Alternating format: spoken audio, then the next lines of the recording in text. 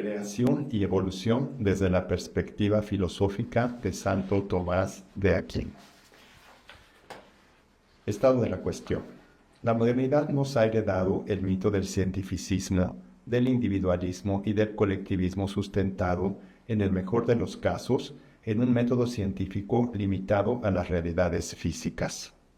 De ese modo se han estado sustituyendo contenidos de términos o palabras cuyos conceptos fueron desarrollados a lo largo de muchos siglos a partir de la Grecia clásica. En el ámbito filosófico, pensadores modernos y contemporáneos se han dedicado a sustituir los contenidos de los conceptos por contenidos subjetivos que generan narrativas que no corresponden con la realidad objetiva y que constituyen una proyección de su subjetividad. El problema radica en que esos términos y conceptos forman parte de elaboraciones conceptuales de los inicios del pensamiento filosófico desde la Grecia clásica y que fueron madurando hasta la Baja Edad Media, alcanzando una gran precisión y profundidad, cuya tergiversación actual constituye un síntoma de crisis del pensamiento occidental. En contraste, la ciencia y la tecnología avanzan rápidamente, ofreciendo toda clase de descubrimientos e inventos tecnológicos que exigen respuestas sobre su alcance, su pertinencia y los efectos que pueden producir. Lamentablemente, los sistemas filosóficos modernos y contemporáneos, atrapados en el principio de inmanencia, no ofrecen los recursos necesarios debido a que no han podido llegar a acuerdos consensuados sobre los conceptos básicos que habían sido desarrollados por la filosofía clásica y medieval. Entre esos conceptos se encuentra el de creación, que en muchas ocasiones se opone a la evolución de las especies descubierta por la ciencia experimental e incluso la evolución dirigida que hoy el hombre puede realizar artificialmente mediante la tecnología. Por eso resulta importante considerar el realismo metafísico de Santo Tomás de Aquino, que nos ofrece un sistema filosófico que, por haber madurado a lo largo de muchos siglos y con una gran calidad argumentativa, lógica muy sólida y coherente, resulta de valor perenne a la vez que sirve para integrar la realidad de la creación del mundo con la teoría de la evolución de las especies. Esta exposición tiene como objetivo mostrar cómo, a partir del ser y con el recurso de la analogía, Santo Tomás ha sido capaz de descifrar racionalmente el misterio de la creación y dejar las bases filosóficas para integrar a la creación con la teoría de la evolución del mundo y del hombre descubierta varios siglos después. La solidez del pensamiento de Santo Tomás se debe a que integra el conocimiento intelectual y empírico que le permite acceder filosóficamente al origen del universo y a su desarrollo. Santo Tomás toma como punto de partida el ser como constitutivo formal de los entes, considerando como postulado a Dios como acto puro, es decir, como ser infinito e increado, y a los demás entes del mundo que, existiendo fuera de Dios, poseen un acto de ser participado, es decir, creado, y que por ser finitos y móviles son capaces de cambios en distintos órdenes que han sido descubiertos por la ciencia, como sucede con el caso de las leyes naturales y de la evolución de las especies. Los pensadores griegos y romanos que Santo Tomás considera le permitieron percatarse de que, por ser criatura, el mundo está sujeto a leyes físicas que se han ido descubriendo a lo largo de los siglos. Sin embargo, ahora sabemos que en los entes corpóreos que hay en el universo, y más concretamente en el planeta Tierra, esas leyes físicas implican muchas modificaciones y adaptaciones, entre las que se encuentran la evolución o desarrollo y la involución o degradación de las distintas especies de entes vivos. Esa evolución e involución parece consistir en que unas especies surgen y se desarrollan mientras otras se degradan y desaparecen. Pero además hoy en día es posible acelerar artificialmente los procesos evolutivos con diferentes fines. Los procedimientos tecnológicos que permiten la evolución dirigida tienen como antecedente remoto la evolución descubierta por Lamarck 1744-1829, cuya propuesta se fundamenta en la herencia de caracteres adquiridos por el uso o desuso en función de las necesidades que el medio ambiente exige a los vivientes y ante las que los vivientes luchan por sobrevivir. El otro antecedente es la teoría de la evolución de Darwin, 1809-1882, cuya propuesta evolutiva se basa en la selección natural a partir de variaciones aleatorias que favorecen la supervivencia de los más adaptables, pero que proceden de un ancestro común que se va diversificando. Actualmente, la llamada evolución dirigida, Directed Evolution, y el Gene Drive permiten al hombre producir organismos mejorados mediante la ingeniería genética de forma asequible y eficaz. Lo que se hace es acelerar el proceso evolutivo natural, haciéndolo más eficiente y rápido con el fin de obtener resultados deseados. Esos avances han reforzado la postura que consiste en afirmar que la evolución de las especies se opone al concepto de creación del mundo. Lo anterior hace oportuno retomar el concepto metafísico-teológico de creación para integrarlo con el concepto de evolución, incluyendo el de la evolución dirigida, DE, que se produce en los laboratorios. De ahí la necesidad de mostrar la importancia y la actualidad de la propuesta de Santo Tomás para la comprensión e integración de los conceptos de creación y evolución. Aunque Santo Tomás no conoció la teoría de la evolución, la clave tomista para la profundización en esas realidades radica en el tema de la participación del ser y de la analogía que favorece la comprensión y la integración de la creación con la evolución, no como realidades opuestas o excluyentes, sino que pueden ser complementarias. De modo que el camino a seguir es integrar los elementos metafísicos fundamentales de la propuesta de Santo Tomás de Aquino en lo que se refiere a la creación y a la conformación ontológica del mundo para aplicarlos a la teoría de la evolución, incluyendo la evolución dirigida DE, que actualmente se realiza de manera artificial en el laboratorio. El pensamiento filosófico de Santo Tomás resulta relevante debido a que es importante aplicar aquello que está implicado en el desarrollo tomista de la participación del ser y que está naturalmente ligado a la creación y a la evolución del mundo. Santo Tomás ha dejado un legado que permite comprender el tema de la creación y relacionarlo adecuadamente con la teoría de la evolución, la degradación de las especies y con los adelantos tecnológicos que hoy se conocen como evolución dirigida de genes. Generalidades sobre la doctrina de la participación como fundamento metafísico de la creación y la evolución. El tema de la participación desarrollado por Santo Tomás constituye el fundamento metafísico que permite profundizar en la creación del universo y ver cómo la creación no contradice la posibilidad de la evolución. En primer lugar, hay que reconocer que el descubrimiento de la participación se remonta a Platón, que tuvo el gran logro de descubrir que lo imperfecto debe participar de algún modo de lo perfecto. Sin embargo, ni Platón ni los griegos lograron acceder al plano de la participación o comunicación de la esencia de los entes. Aristóteles, que realizó el gran descubrimiento de la explicación del cambio y la multiplicidad de los entes gracias al acto y la potencia, solo alcanzó la esencia entendida como forma o acto de ser. Aristóteles no fue más allá del plano de la materia prima y la forma sustancial y de la materia segunda y la forma accidental.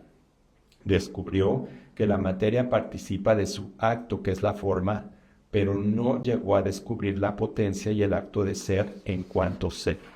Aristóteles no vio la diferencia entre la esencia y el acto de ser. Por esa razón, ha sido necesario esperar a que Santo Tomás alcanzara una profundidad en el tema de la participación, sin la cual resulta imposible ubicar en su justa medida las relaciones entre Dios, la creación y la evolución del mundo creado. Lo que sucede es que la comprensión de la creación y la evolución exigen el conocimiento de la participación del ser en cuanto ser, que es el elemento esencial de la creación, cuyos constitutivos se aplican también a la evolución y que Santo Tomás desarrolla magistralmente. El mérito de Santo Tomás radica en haber aprovechado la filosofía platónica aristotélica y dos importantes aportaciones de la revelación cristiana, que son la creación del mundo ex nihilo, alcanzable racionalmente, pero que históricamente no fue alcanzada por los pensadores griegos, y la existencia de formas puras, finitas, sin materia o ángeles, que se conocen gracias a la revelación judeocristiana y que, aunque no son demostrables racionalmente, sin acudir a la fe, tampoco son contradictorias, sino más bien naturales al orden establecido en el universo. Para comprender el tema de la creación, Santo Tomás aclara que crear es conferir el ser desde la nada de ese ser, lo cual equivale a participar, comunicar o proporcionar el ser, ese, a tal ser o esencia que también es constituida o fundada. Todos los entes que no son el acto puro de ser, es decir, Dios, tienen un ser que actualiza su esencia sin que ese acto de ser se identifique con ella. Poseen el acto de ser dentro de los límites de una esencia creada. Por eso, cada existente determinado por su esencia pertenece a una especie. Un ser es participado o creado debido a que no es, sino que recibe su ese o acto de ser dentro de los límites de una esencia constituida. Es así que la esencia metafísica o constitutiva de la participación es la capacidad de ser creado, o más precisamente participado, y que consiste en que un ente creado posee la composición real de esencia y acto de ser, que son sus coprincipios correlativos. Por esa razón, Santo Tomás establece que la finitud y la contingencia son propiedades esenciales que son deducibles de la misma naturaleza del ser participado, que es finito debido a que su acto de ser está limitado por su esencia. Además es contingente porque su esencia no es el acto de ser, sino que es indiferente para tenerlo o no tenerlo.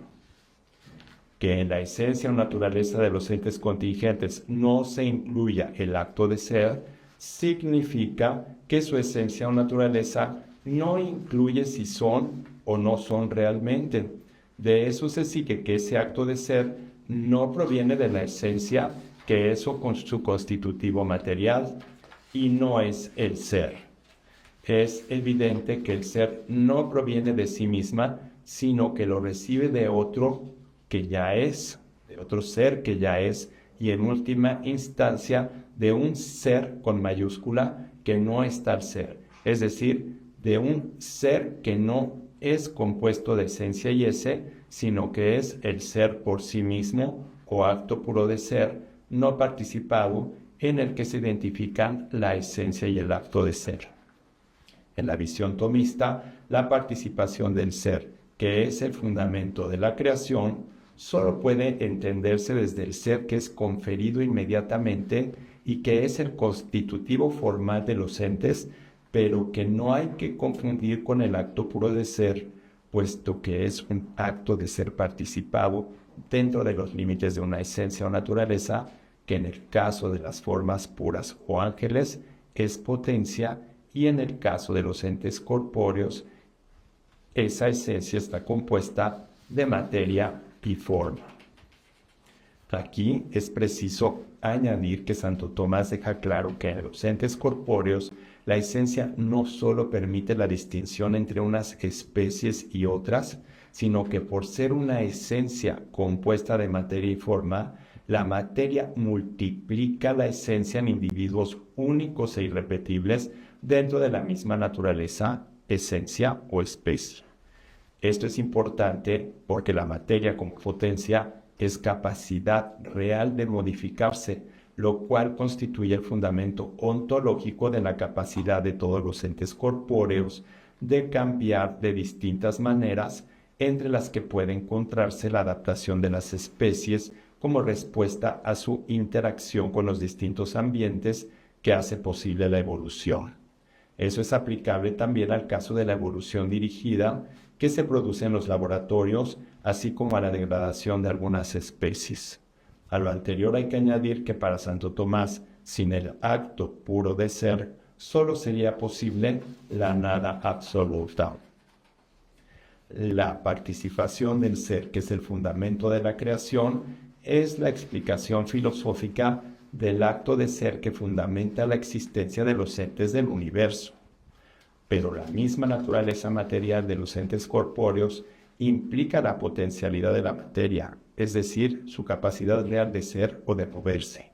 Eso abre la posibilidad de que esos entes, que son una unidad constituida ontológicamente por potencia y acto, posean la capacidad de movimiento que incluye la adaptación o no adaptación a los distintos ambientes en que se desarrollan mediante la modificación o pérdida de órganos y recursos para sobrevivir al medio ambiente, lo cual justifica la capacidad de evolución y degradación de las especies creadas. La doctrina tomista de la participación del ser nos ayuda a comprender las relaciones entre los entes y sus movimientos, así como la relación más importante de todas, que es la relación de estos con el Creador, sin la cual no se puede explicar la existencia del universo ni se pueden entender los fundamentos últimos de los movimientos entre los que se encuentra la evolución, la degradación y la evolución dirigida. De modo que ya se puede ver que desde la perspectiva de Santo Tomás, la evolución no es contradictoria a la creación,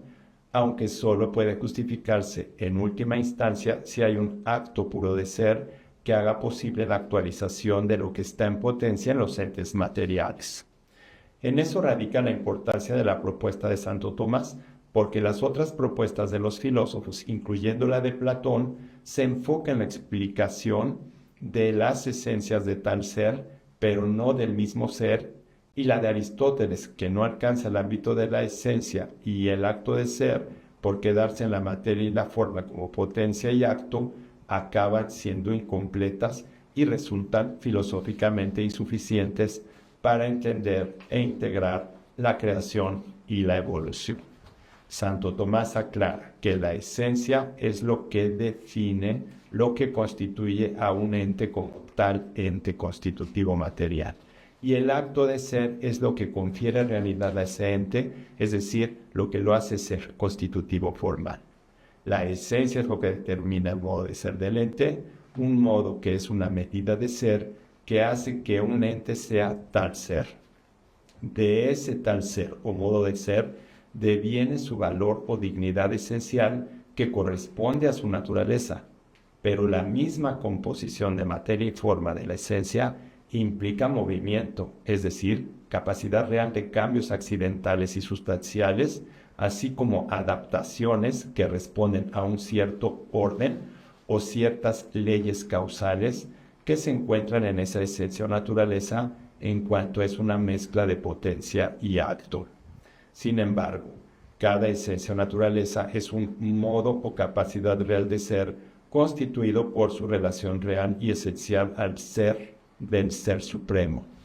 La evolución desde la perspectiva tomista es posible porque la esencia o naturaleza es estática en cuanto es lo que determina el modo de ser de un grupo de entes, pero también es dinámica por su composición de materia y forma que implica potencia y acto, es decir, principios de actividad. De modo que el elemento potencial de los entes, como capacidad real de ser, favorecen no solo la evolución de las especies, sino cualquier transformación producida por diferentes causas. El hecho de que las esencias de los entes son compuestas de potencia y acto las hace susceptibles de movimiento, es decir, de paso de la potencia al acto. Sin embargo, hay que insistir en que para Santo Tomás, sin acto puro de ser, no hay esencia o naturaleza, pues toda esencia es tal por su relación al acto puro de ser, y ese acto de ser es el fundamento indispensable de su constitución. El acto puro de ser al menos debe ser posible, es decir, no implicar contradicción lógica, para que la esencia de los entes o cosas que antes no eran y ahora son, pueda ser constituida como tal y tener sentido. Por eso hay que insistir en que sin un acto puro de ser, no hay modo de justificar todos los cambios, incluso aquellos evolutivos que puedan estar implicados en la potencialidad de la materia. Las esencias solo tienen posibilidad de ser por participación del acto puro de ser que las funda y las constituye, de modo que en una visión tomista, tanto la creación como la evolución resultan incomprensibles en su causalidad última sin el acto puro de ser, que en última instancia sea causa última de todo movimiento o cambio. Cualquier posibilidad de ser o esencia implica y es una relación esencial o entitativa al acto puro de ser. Las esencias participadas o constituidas tienen su fundamento en el acto de ser divino o esencia divina y son formalmente participación del entendimiento divino, pero su actividad está en función del ser participado dentro de los límites de cada esencia o naturaleza realmente distinta de su acto de ser. Su capacidad de actividad es lo que les permite evolucionar o degradarse naturalmente en su interacción con la naturaleza o por medio de la intervención humana, como sucede en la evolución dirigida, en la que el hombre acelera los procesos y los cambios, modificando el medio ambiente o interviniendo en el genoma. Pero esos son posibles debido a que su esencia o naturaleza implica la composición de materia, que es potencia, y forma, que es acto, y que hay un acto puro de ser que pueda justificar, en última instancia, los cambios. Lo que hay que aclarar aquí es que esa capacidad de movimiento que les permite evolucionar o destruirse, solo puede ser dentro del orden y límite establecido en esa esencia o naturaleza, que es la ley natural, y si hay un ser en acto que sea causa del paso de la potencia al acto. Bajo la perspectiva de Santo Tomás, ese orden y límite es alcanzable por la razón humana, pero si no lo respeta, no puede modificar o puede modificar causando efectos adversos y destructivos. La creación como participación del ser en las esencias y su conservación en relación con la evolución. De lo anterior se sigue que bajo la perspectiva tomista, la primera participación del ser es lo que en la tradición occidental conocemos como creación. Crear es comunicar o participar el ser total desde la nada. Dice Santo Tomás, si todo el ser es hecho, lo que es ser hecho, el ente en cuanto ente, es necesario que sea hecho totalmente de la nada. Terminado. Crear es comunicar el ser a una esencia o naturaleza que, antes de recibirlo en sí misma, realmente no es, sino que se constituye como pura capacidad real de ser o de participar del ser. Lo anterior conduce a la conclusión de que solo un ser perfecto que siempre ha sido y siempre será puede actuar como causa creadora. Crear es tener la capacidad de conferir el acto de ser total a una esencia que realmente no era y que comienza a ser gracias a la comunicación creadora del acto de ser. Hay que resaltar que para Santo Tomás las esencias en sí mismas no son, solo son capacidades reales de participar del ser, pero no son.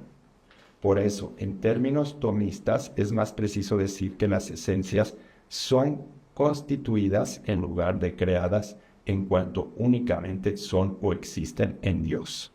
Las esencias son capacidades reales de ser, pero solo son realmente o actualmente cuando son constituidas y actualizadas por Dios. La realidad de las esencias se constituye por participación causal ejemplar necesaria del ser o esencia divina.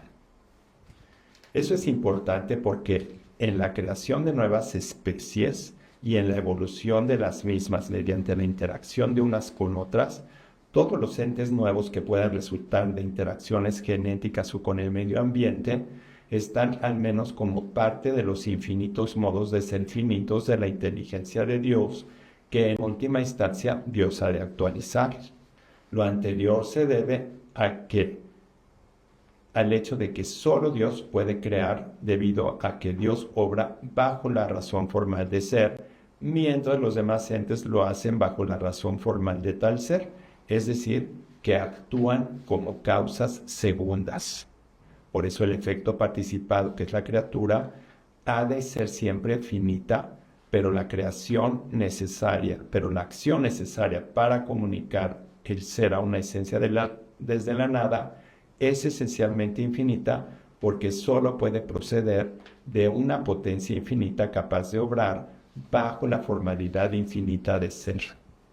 Pero además, Santo Tomás añade que Dios no solo crea, sino que conserva a los entes en su ser, y dicha conservación tiene relación con la creación y con la evolución, puesto que las esencias de los entes finitos necesitan ser conservadas a la vez que cuentan con unas leyes que responden a un orden teleológico y que les permiten cambios como adaptaciones al medio ambiente natural o generado artificialmente, pero siempre dentro de cierto orden y de ciertos límites.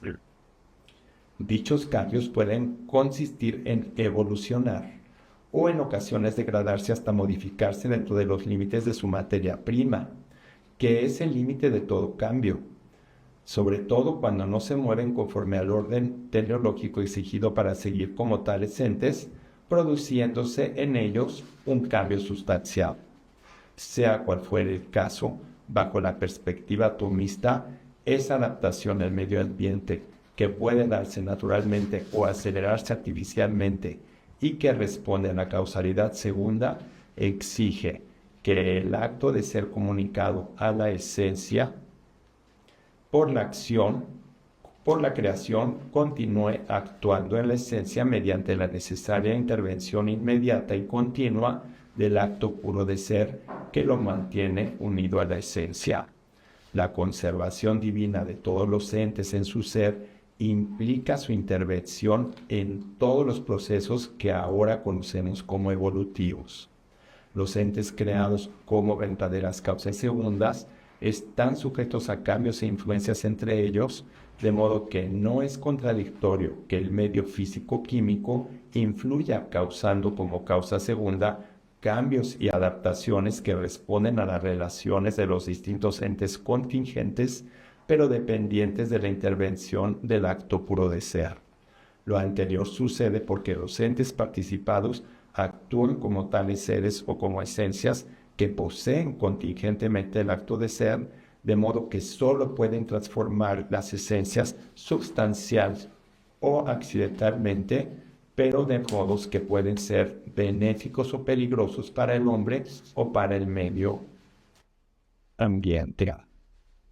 Lo anterior, debido a que poseen una esencia o naturaleza que les hace capaces de actuar y desarrollar o acrecentar y modificar su propio ser y el de otros entes, actuando como verdaderas causas, aunque como causas segundas, produciendo efectos en su entorno. Lo anterior es importante porque el ocasionalismo es una propuesta que afirma que los entes creados solo son la ocasión para que Dios actúe, ante lo cual la propuesta atomista sostiene que los entes creados son verdaderas causas, aunque segundas, de donde se sigue la responsabilidad ética de la actividad humana. El hombre como causa segunda puede intervenir en la evolución de las especies debido a que ellas tienen la capacidad real de ser modificadas, potencia pasiva, mientras el hombre tiene la capacidad real de modificar, potencia activa. Esa es la explicación metafísica de la posibilidad de intervenir el ADN por medio de diferentes técnicas y metodologías, como sucede en la evolución dirigida, en la que se acelera la evolución mediante modificaciones genéticas o mediante un entorno semejante al natural, acortando el tiempo evolutivo. El hombre es capaz de causar sus actos, de entender, de querer, de realizar actos humanos libres y responsables que pueden ser técnicos o morales, etc. Pero como en el ser creado la esencia nunca es su acto de ser, sino que solo lo posee contingentemente, por eso, para que pueda actuar, es decir, pasar de la potencia al acto, necesita otro ser en acto y en última instancia un acto puro de ser que siempre haya sido, porque una cadena infinita de seres imperfectos que no eran, ahora son y luego dejan de ser, no puede ser la explicación de ella misma.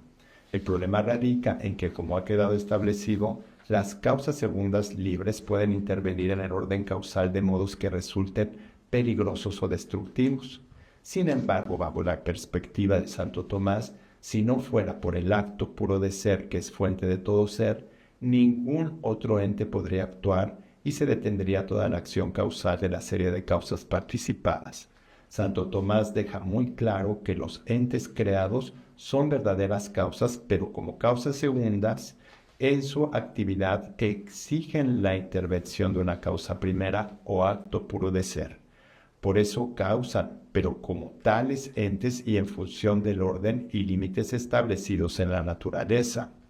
De cualquier modo, vuelve a quedar claro que el hombre, cuando intenta traspasar esos límites, puede destruir los entes, incluso alterar las cadenas causales, provocando efectos muy destructivos si no se contemplan todos los efectos que se siguen de la intervención humana.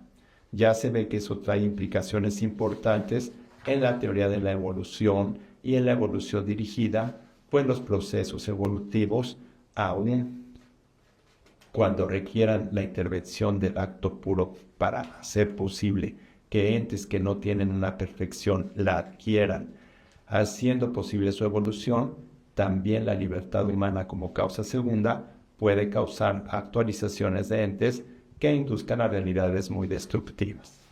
La premoción y el concurso en su relación con la evolución.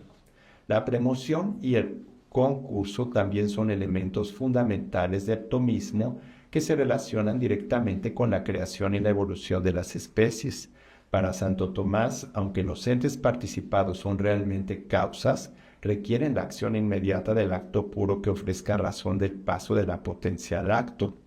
En la visión tomista, la acción y el efecto son totalmente y al mismo tiempo del existente participado y de Dios, de los entes creados que producen efectos totalmente bajo la razón formal de tal ser, y de la causa divina, de la cual proceden totalmente, pero bajo la razón formal de ser.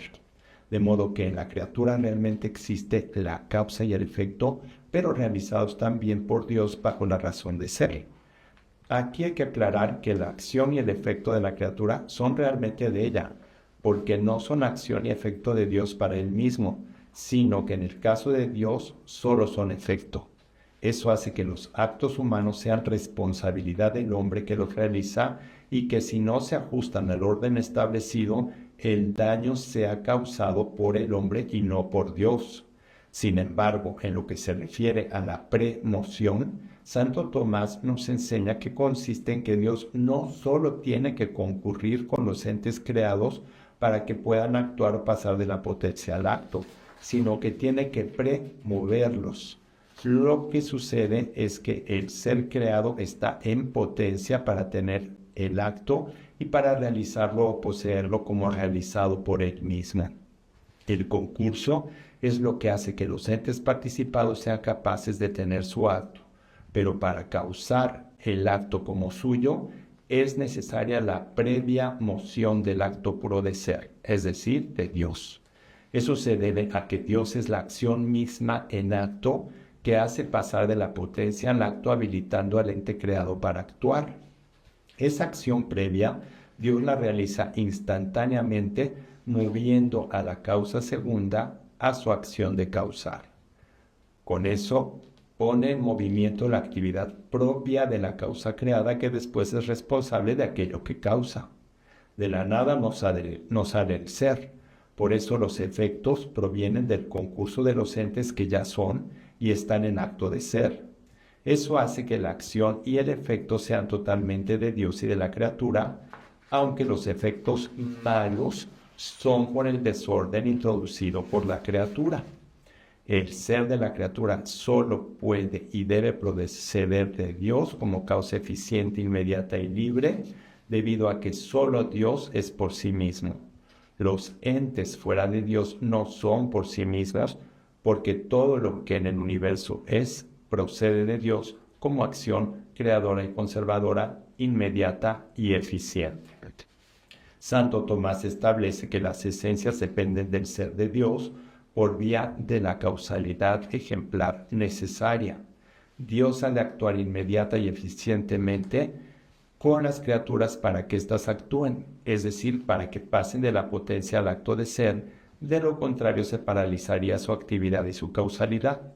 De ese modo se refuerza el hecho de que, tanto para la creación como para la evolución de las especies y de los entes materiales, es necesaria la intervención del acto puro de ser o Dios, del cual todo depende, pero sin que las criaturas inteligentes como causas segundas dejen de ser libres y por lo tanto responsables.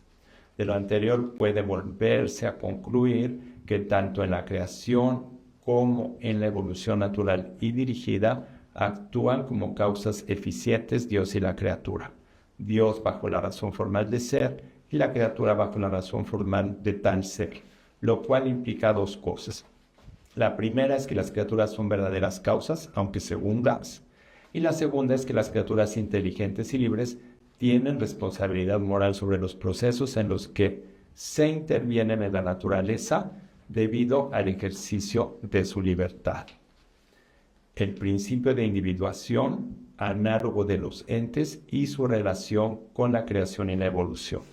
Por último, para una comprensión más profunda y completa de la creación y su relación con los procesos evolutivos, es importante añadir algunos aspectos sobre el principio de individuación de los entes que hacen posible la evolución. Santo Tomás deja claro que ser un individuo es lo mismo que ser, porque lo que no tiene individualidad o singularidad no puede tener ser. Por esta razón, para entender mejor la creación y la evolución, también hay que considerar el principio de individuación de Dios, del ángel, del hombre y de los entes corporales. Y en ese caso, el individuo también se puede considerar de dos maneras, lógicamente y ontológicamente. Lógicamente, el término individuo se opone a las sustancias segundas que son universales. La naturaleza individua se opone a la naturaleza universal o en abstracto, de modo que el término individuo solo es aplicable rigurosamente a los individuos corpóreos o materiales. Solo de manera análoga puede aplicarse a los entes vivientes, a los puramente espirituales y a Dios. Santo Tomás nos enseña que ontológicamente ser un individuo exige tres requisitos: ser un todo completo en número y especie, poseer unidad numérica o indivisión interna en cuanto a la razón de sustancia y distinción e incomunicabilidad respecto a los otros individuos sustanciales.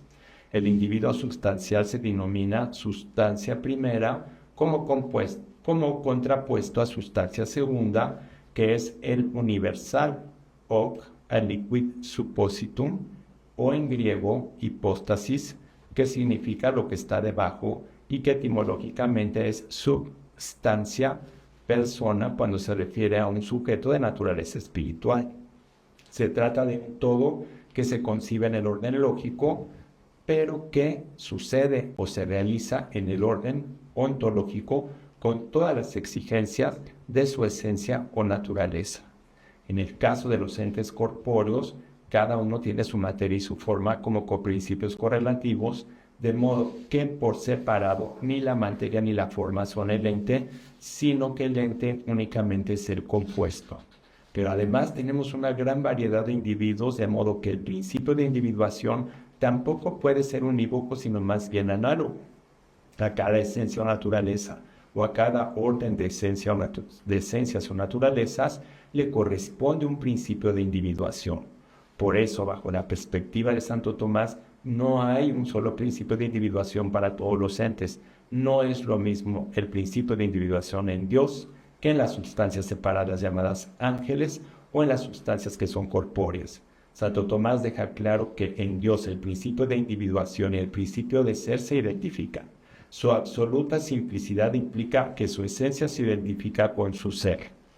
La esencia de Dios es individua por sí misma porque su existencia es per se, lo cual hace que Dios sea uno e infinito. Ahora bien, desde el punto de vista filosófico, Dios es una sola esencia individual, lo cual excluye absolutamente la pluralidad.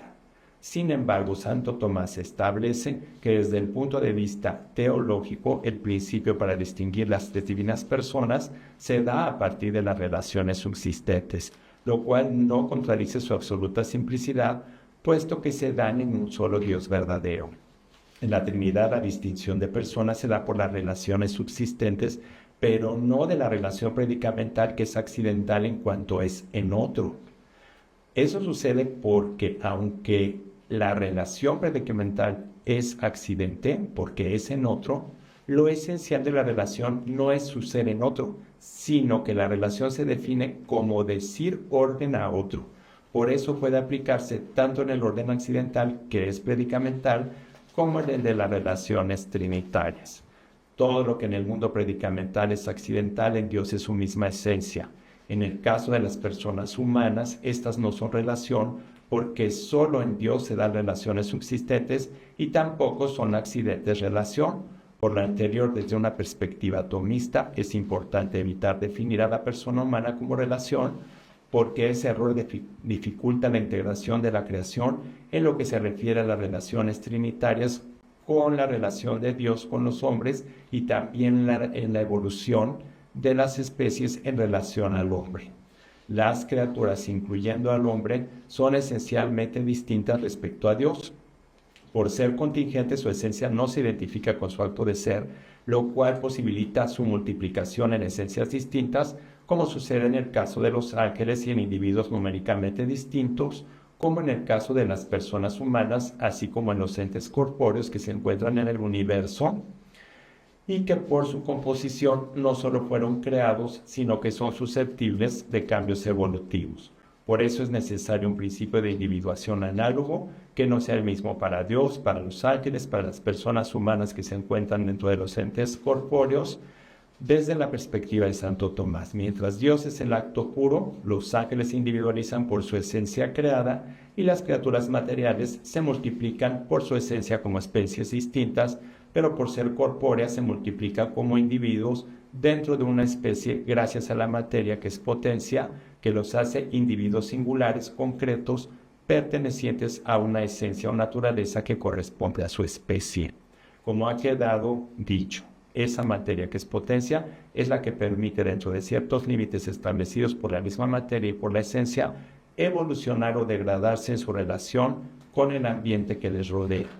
Aquí es conveniente añadir que para Santo Tomás la forma accidental de la cantidad no puede preceder a la sustancial, de modo que el principio de individuación en las sustancias corpóreas es la materia prima, que es el límite de todo lo actualizable del ente finito corpóreo, y la materia signata quantitate, que es el principio, que es el cuerpo material extenso físico. En los entes corpóreos, las formas sustanciales se individualizan por su recepción inmediata en la materia prima y el accidente se individualiza por su recepción en la sustancia, que es el sujeto. En lo que se refiere al accidente cantidad, individualizado por su recepción en la sustancia, funciona como principio de individuación en cuanto hace posible la división de las partes que anteriormente se encontraban en potencia en esa misma sustancia. La cantidad por sí misma no es causa de la multiplicación, más bien la corporeidad de la sustancia y el accidente cantidad hacen posible la multiplicación que debe ser realizada por una causa eficiente extrínseca. La cantidad no causa la sustancia corpórea individua, ya perfectamente constituida antes de su advenimiento. Lo que hace la cantidad es posibilitar que esa sustancia pueda multiplicarse en muchos individuos sustanciales numéricamente distintos dentro de la misma especie, cada uno con su propia cantidad que es accidental en cada una de esas nuevas sustancias. Desde la perspectiva atomista, el individuo sustancial es el resultado de una generación en la que, gracias a la acción de la causa eficiente, un ente pasa de la potencia al acto. Es así como en la creación y en los procesos evolutivos se van dando los cambios bajo condiciones y ocasiones del medio ambiente, natural o artificial, pero siempre como efectos de la causa primera, que es Dios, y de las causas segundas, en los términos que han quedado establecidos anteriormente. Todo eso es posible gracias a que Santo Tomás deja claro que el ser es análogo, es decir, en parte igual y en parte distinto. Es análogo con la analogía de proporción intrínseca, fundada en las relaciones de causa-efecto, en la que Dios es el analogado principal y los entes son los analogados secundarios a los que participa formalmente el ser.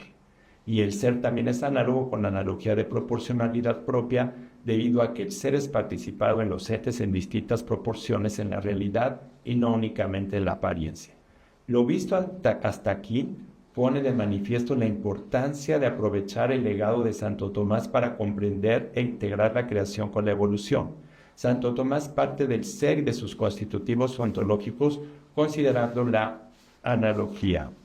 Como ha sido mostrado, Santo Tomás aporta elementos muy valiosos que nos permiten tener una plataforma segura que abre el camino del conocimiento de todo lo que está implicado en la naturaleza y en el orden natural creado. Es así que mediante la investigación rigurosamente científica y filosófica podemos entender la creación y su relación con la evolución. Definitivamente, el realismo metafísico de Santo Tomás hace posible deducir, procediendo de los efectos a las causas, las implicaciones y efectos que se siguen de las relaciones entre la creación y la evolución, incluyendo aquella en la que el hombre interviene mediante su inteligencia y su voluntad libre. Muchas gracias.